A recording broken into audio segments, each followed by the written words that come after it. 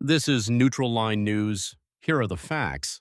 The United States has seized an oil tanker linked to Venezuela, triggering a sharp response from Russia and raising new questions about escalating geopolitical tensions. According to U.S. officials, the tanker had been operating in violation of international sanctions. Russian authorities have since claimed ownership of the vessel, saying it was flying a Russian flag at the time of the seizure.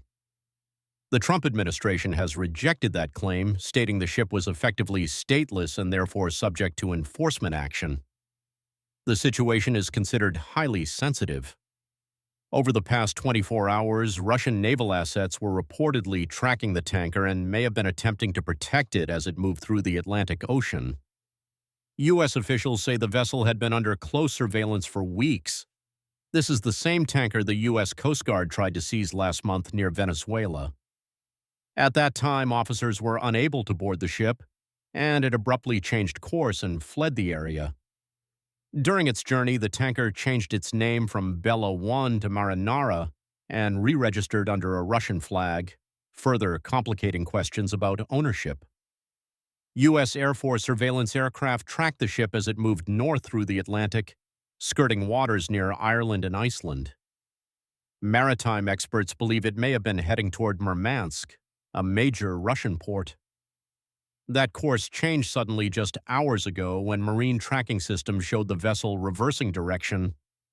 Shortly afterward, U.S. military and Coast Guard forces moved in and successfully seized the tanker. Officials believe the ship was empty at the time, though investigations are ongoing to determine who or what may have been on board. Despite Russian military activity in the area, the seizure was completed without confrontation. At the White House, officials say the operation aligns with a broader strategy to pressure Venezuela economically. Sources say Washington has told Venezuelan authorities that oil production and sales can only resume if economic ties with U.S. adversaries, including Russia, China, Iran, and Cuba, are severed. The administration is also pushing for exclusive partnerships with U.S. oil companies. President Trump is expected to meet with major American energy executives in the coming days, underscoring the administration's focus on Venezuelan oil. Military analysts describe the seizure as a highly coordinated operation involving naval, air, and possibly special operations forces.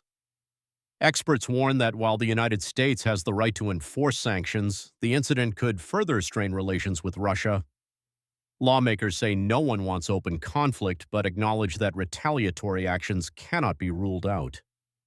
As investigations continue, the seizure highlights the growing intersection of energy policy, sanctions enforcement, and global power competition. The full consequences of this operation remain unclear. These are the facts as they stand. What do you think? Stay with Neutral Line News.